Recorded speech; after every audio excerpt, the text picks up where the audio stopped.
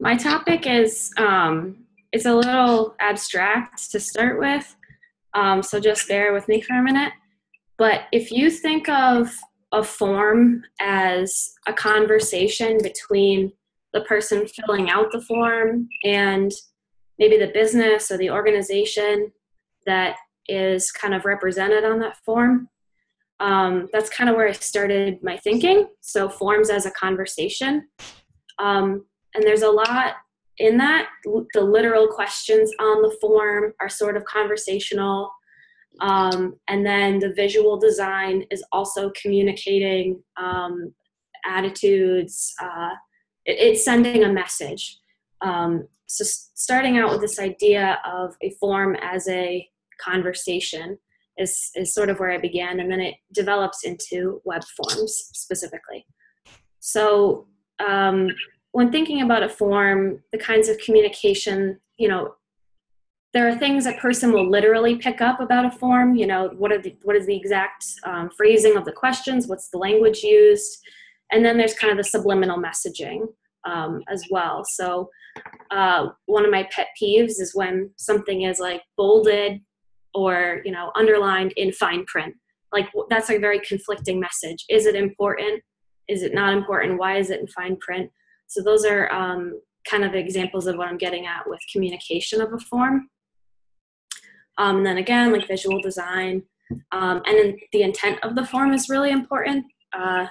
It kind of shows like what's the purpose. Is it really collecting? Are there questions that don't seem important? Maybe don't seem important right away. I filled out a job application at one point, and it was all questions that could have been answered if they had read my resume.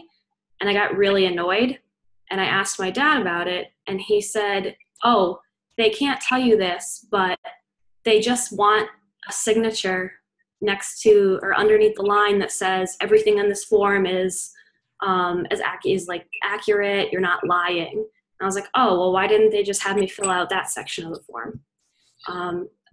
So that's what's meant by intent. Okay, so moving into web forms, paper forms traditionally, in terms of visual design, try to cram as much information onto at least one side of the paper.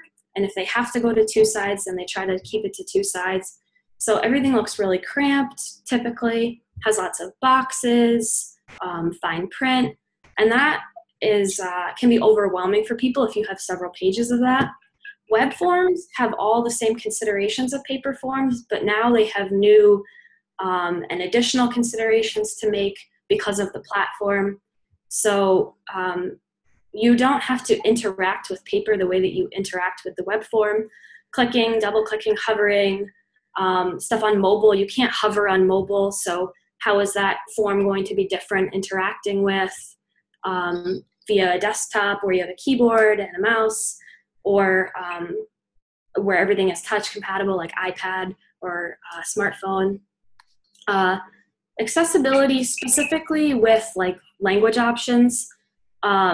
Sometimes you can get away with like having a downloadable form in Spanish instead of just everything being English. The web, kind of the same thing. You can maybe translate the page. And then again, technology. So you have maybe this always happens to me because we have like a really slow internet package. Sometimes it takes absolutely forever for the content of the page to load. So how does that affect the overall usability of the form if you have a long scrolling form because you're no longer constricted to the size of a piece of paper? And then trust and security is a really interesting kind of concept, but there's some psychology behind like something being too bare and feeling like you can't trust it. And then, where is my data going? You're not sending it to a physical place. Like with a form, you might fill it out in an office and then hand it right to a person, or you might mail it away and you can see that there's a physical address there. So security in terms of like what happens with the data is a really important concept with web forms. And then kind of future proofing is like instead of making tons of changes all the time, how can you kind of build a form that will work now and as long as it possibly can? So I tried to bring this into an IDT focus, and specifically building on my experience, I had an assistantship with the director of enrollment marketing, and I was there for 3 semesters. So I tried to think about web forms from like a SUNY Poly perspective. So I really wanted to know how web forms and the usability of the web forms really affect the goals that SUNY Poly has for using web forms. So in admissions, on the admissions page, you can schedule a tour, which is a web form. You can sign up for Students Accepted Students Day. You can sign up for open house. All of those are web forms.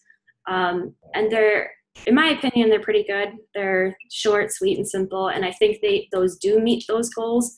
But what other forms, web forms, does SUNY Poly have, and how does the usability of those forms affect their intended goals? So I'm assuming that the different forms have different goals, and they may or may not be meeting those goals. But I would like to know more about that. And then again, in which ways do the goals vary?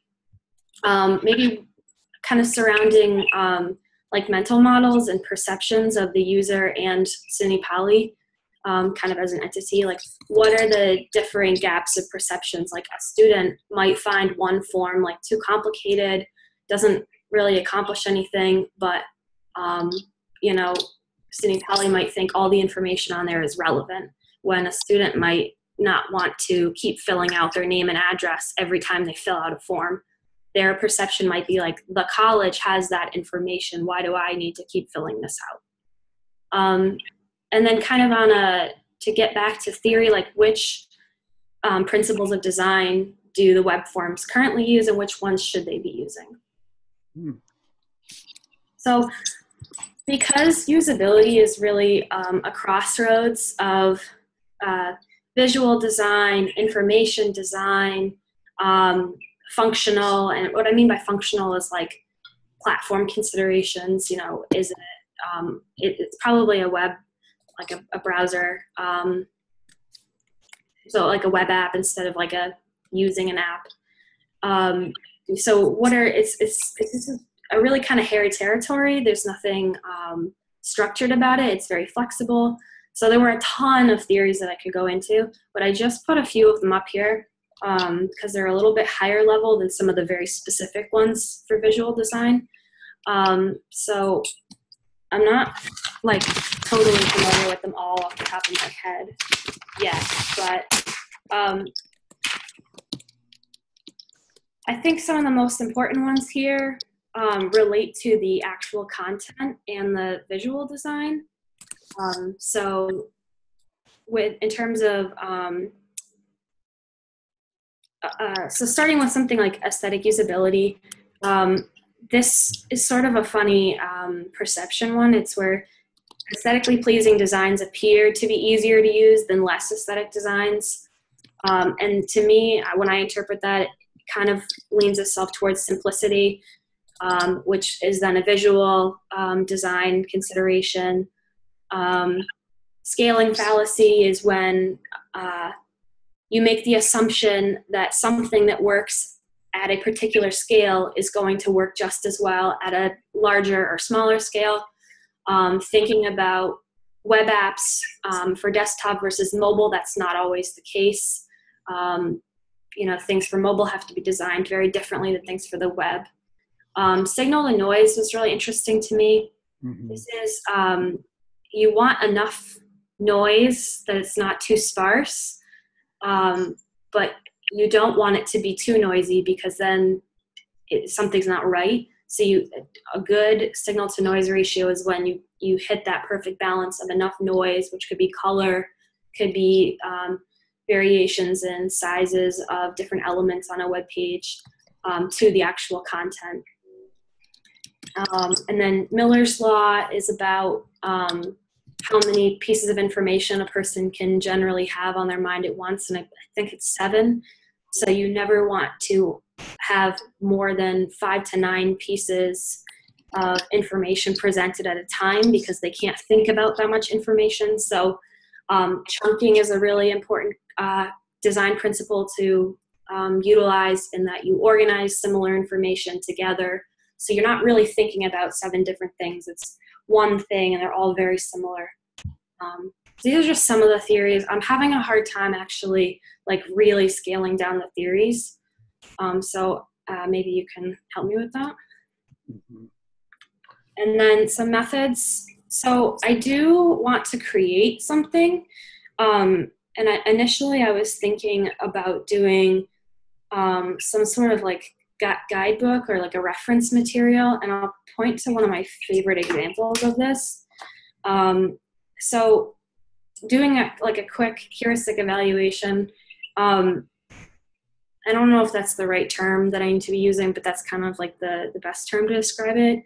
Just from like an expert perspective, going through and analyzing the web forms, and then maybe some content analysis. And this is, I've done this before, and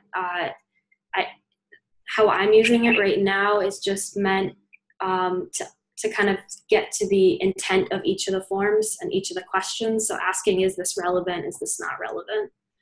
And then doing some comparative analysis. So I want to, in my reference book, I want to create like a do this, not this. I don't know if you're familiar with this dieting book called Eat This, Not This.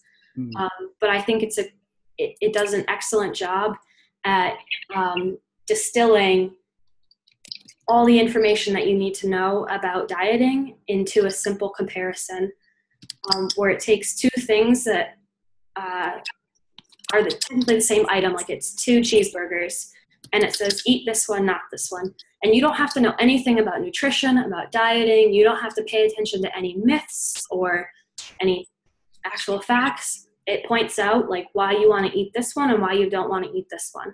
You know, this one's made with lean beef and part skim cheese, and I don't know, the bread is special, and this one doesn't. And so it takes 2 things that are, you know, seemingly identical to someone that doesn't have an eye for what they're looking at, and it tells you which to do. And I thought that's a really powerful reference guide. So doing some comparative analysis to build a reference, and then some prototyping of the design. So if I'm taking something that says don't do this, do this, you need to prototype the do this. Okay, so I do have an example for anyone that's not familiar. They're just, hang on. That's not fun. It's not this, like, okay, so it compares like 2 different Burger King Whoppers. Mm-hmm. It'll tell you usually why you want to eat something. It'll like the most high level, like what you need to know, you know. So I think that's really the beauty of that like well-designed material. So doing this with a couple of SUNY Poly forms, just to pick on SUNY Poly a little, and maybe not pick on, but just identify some of the web forms. And I think this could actually be really interesting, considering that the website was recently redesigned. And I assume that those web forms were also redesigned. So yeah, I think it would be best to kind of keep it in the family. Go ahead. And then I think this is my last one. So specifically the web forms I was thinking about were maybe from like an accepted student perspective or a first-year student, because there's a thing called priming that I would want to avoid. Like, you don't want to pick a senior that's, you know, going into their 8th semester and ask them to analyze an add drop form, because they may be very familiar with that form. So kind of that like first impressions perspective, and a new student, I think, is probably the best like perspective to be analyzing these forms from. So The forms I would probably want to look at are like scheduling a tour, open house, accepted students day. I don't know if you have to pay your deposit on a web form online. It's been a little while since I enrolled in school. And then I don't know if any of these other forms are online, like health, you have to like send your shots to the school, like applying for parking. I don't know if that's online, housing, any of that stuff. So I just went through and I tried to come up with like a list of forms that someone might encounter. There's probably more, but this is just kind of a basic list from me. Mhm. And then the relevance to the course, information design, social information theory, specifically looking at semiotics and icon use in forms. A lot of projects, development, prototyping, content analysis, and then my assistantship with marketing. I did some visual design stuff for them, and we did an activity called journey mapping, which it's not really important enough to get into, but I think it does have some relevance with usability because it is a UX methodology. Okay. Who did you take 585 with? With Steve. Okay. And how about 591? Catherine. Okay. So you may want to consider them. Okay.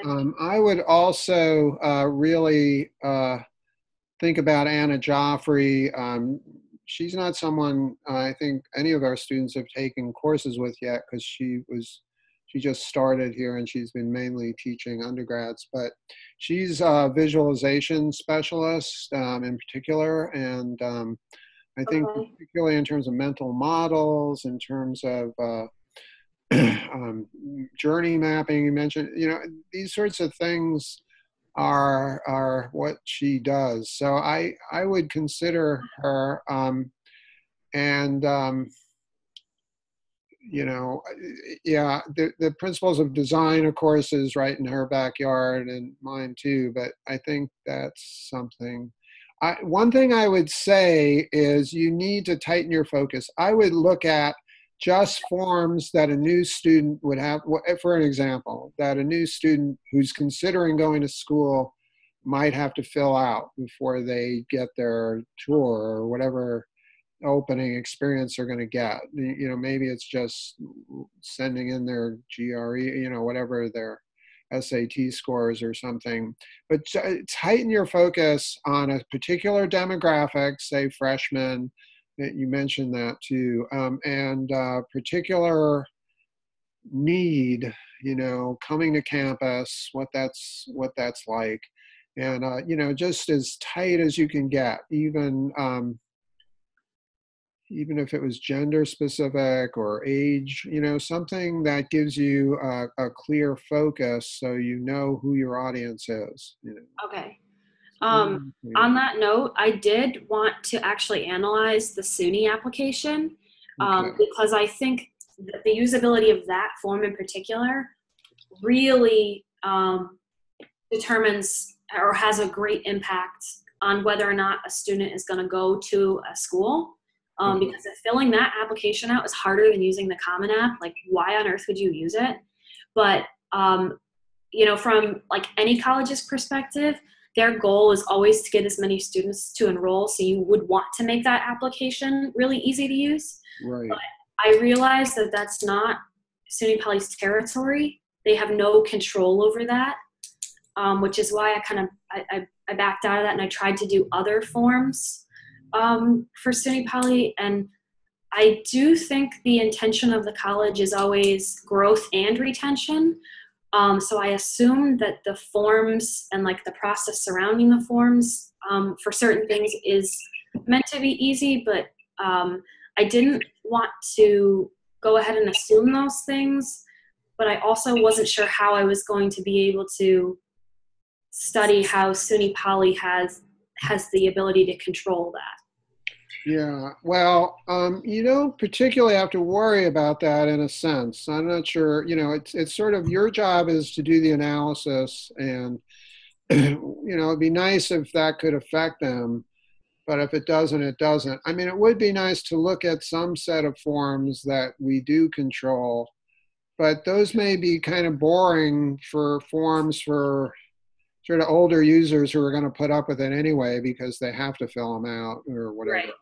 Yeah. So I'm not sure that you're going to have a lot, freshmen who are considering going to school. I mean, that's one of those critical forms that can make all the difference. And Oh, huge difference. yeah, so you may want to look at those and, maybe the school think about that. Maybe they will decide to set up their own set of forms because theirs would be so much better than every other school that suddenly, these schools are going to say, this really reflects on this school. I really would like to go, it's Okay. such a pleasant and inviting, process that it might make them more likely to consider the school.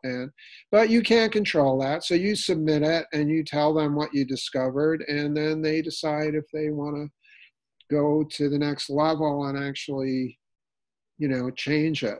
I'm sure Okay. they could if they wanted to. And some of it may be pretty basic, may even involve things they do control, like, when they see it, or what information flows from other things that the students may have filled out already, or at least things they could ask for the next version. They've got Okay. someone. I already know that I think that is possible because from the admissions perspective, you can save your work in that application. Like you don't have to do everything at once. Uh-huh. And what happens is the admissions counselors spend a lot of time sending checklists to the students, like and text reminders. I mean, they're using a lot of technology to help them, but they're trying to do like personalization, and they're like, texting them saying, hey, it's Lindsey from admissions at SUNY Poly. Don't forget to submit this part of your form. You're missing this piece and this piece and this piece. Don't forget to submit them. And, that's one of the, I can't remember the name of it, but one of the theories that I read was that the more options and flexibility you have, the more, I think it's Fitts law, right? The more options you present at one time, the greater the complexity and the least likely someone is to finish something. Yeah, I get Fitts law confused with Hicks law, but Oh, okay, one of those. that was it, Hicks law? Okay. Yeah, there is.